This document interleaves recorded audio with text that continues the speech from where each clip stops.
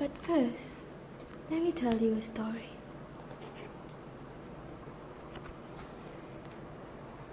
There was a witch called Lorna. Lorna did not believe in luck, which was quite particularly odd for a witch. Don't tell her I said this.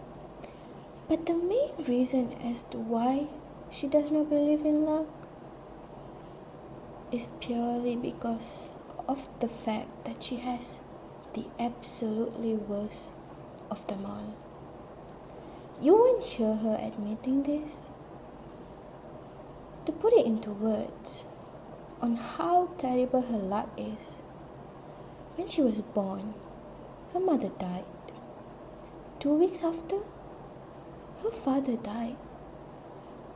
Within the next 19 years of her life, so did her uncle, aunt, grandma, grandpa, godmother, godfather, godparent, and her 3 cousins, with her last cousin remaining dying after she accidentally fed her poison instead of wine.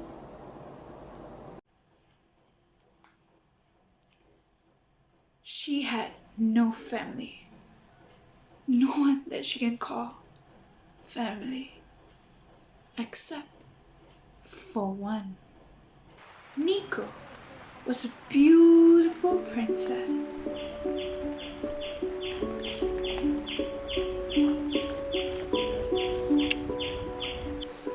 of the kingdom of Valerian. She loved animals and practiced light magic like most other Valerians, which is harvested from the sun. And Nico happens to be Lorna's only friend, because no other Varna would want to be friends with a witch. What are you doing? I'm practicing my spell again, Lorna. And no, I'm not teaching you. You already taught me enough dark magic. I can cast spells and shape-shift just like you now. While witchcraft is forbidden, Nico was still interested in it, and with the help of Lorna, Nico could cast dark magic despite the fact that the moon where witches harvest their magic are considered unholy by their people. What's the spell for? Then Lorna told Nico that it was a spell for wisdom. Why do you need wisdom? Because weird things are happening here. And for some reason, I happen to be the only one realizing it. And I believe they are responsible for this. They? Who are they? Good question. What are they? What are the things that are responsible for the weird things in her life? And what weird things? Because yesterday, your name was Mariette. And I happen to be dead.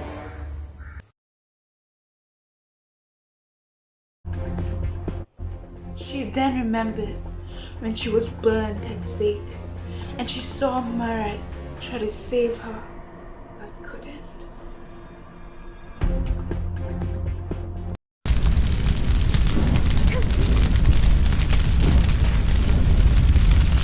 No! Mariette!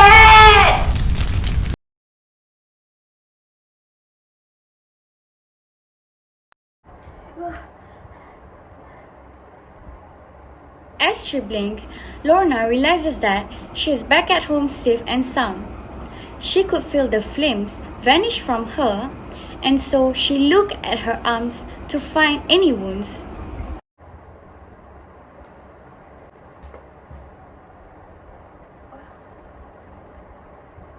What just happened?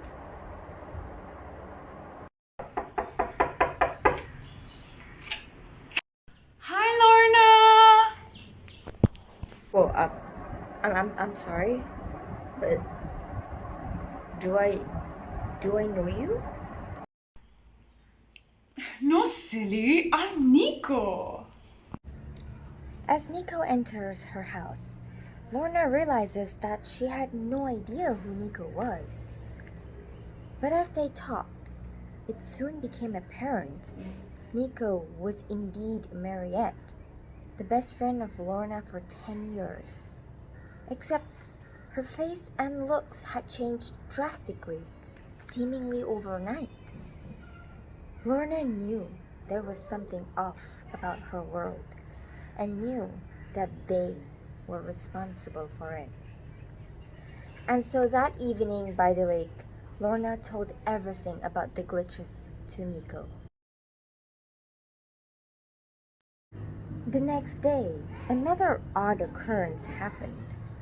Lorna blinked and found herself teleported into a jail, and no matter how hard she tried, she just could not conjure any magic to help her escape.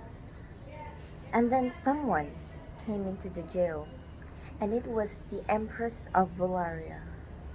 You do know why you are here, right? I don't even know how I got here.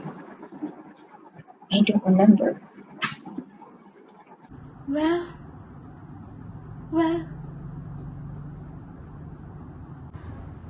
But then Kali started to behave oddly. Yes. The flames are prepared for your death. Lorna then was said to be burned at the stake. She knew she had to escape, but then she saw Nico. Nico then conjured the moonlight, and with that magic, she freed Lorna. But it's forbidden. She's the holy princess of Valeria. She can't conjure moonlight. She utters the forbidden magic spells so she can try to save her friend.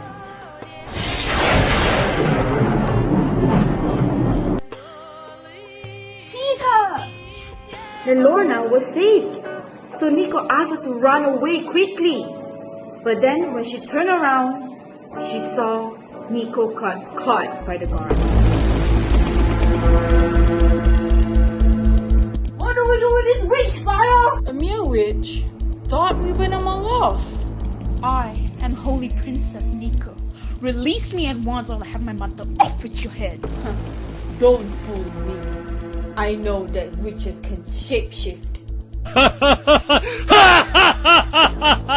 And Nico was tortured badly by the guard.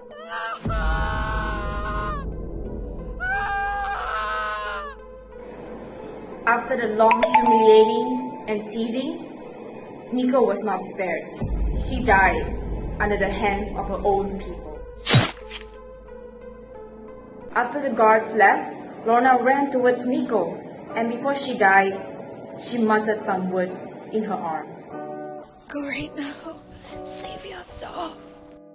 She ran and ran and ran. Even she fall down, she never stopped. But Lorna's bad luck did not end there. She could not live to the fact that she was alone. She had nightmares of the death of her loved ones. She went to the Lake of Mirrors, prayed that all of this is just a glitch. But then she fell into the lake.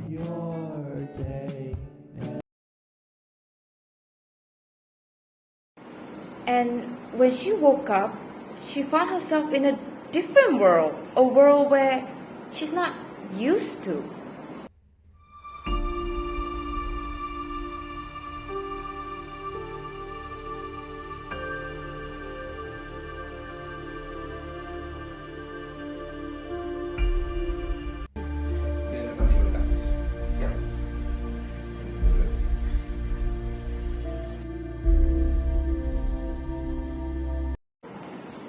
As she walked to the table, she saw something on it that was a horrible truth.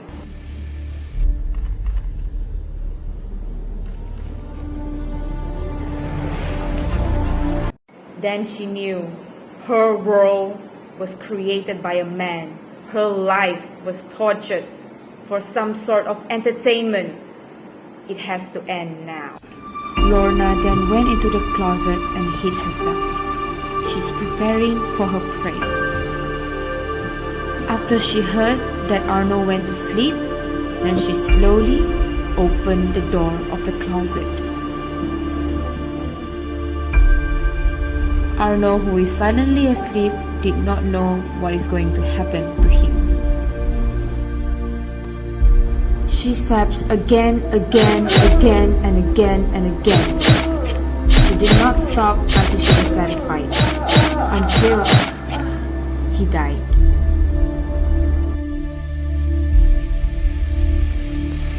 Lorna took the bloody pen and she put the tip of the pen on a parchment.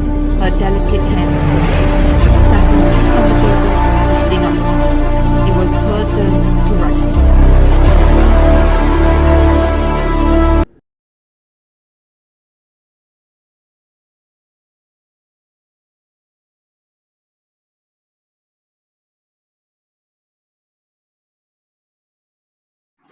Congratulations, Mr. Arnold. Your latest book became the third best-selling supernatural book after it was published in just 2 months. Where do you get all these ideas, Mr. Arnold? This new book especially seemed a bit different, that most people would describe it as almost magical. Well, we are humans. There are many ways that the brain can see one thing.